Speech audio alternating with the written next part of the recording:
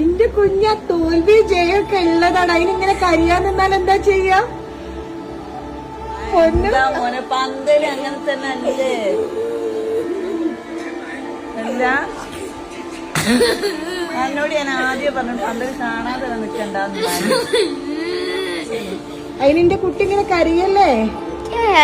മുടി പിടിച്ചു വരയ്ക്കാൻ തോന്നുന്നു. ആരെ മുടി?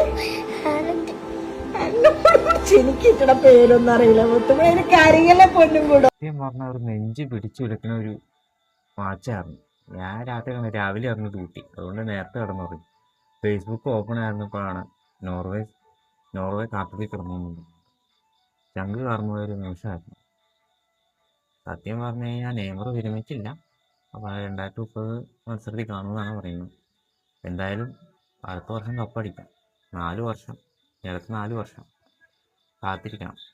ആ 4 വർഷം 4 ദിവസം പോലെ അങ്ങ് പോകും. ഞങ്ങൾ കപ്പടിക്കും. Big Brazil fan.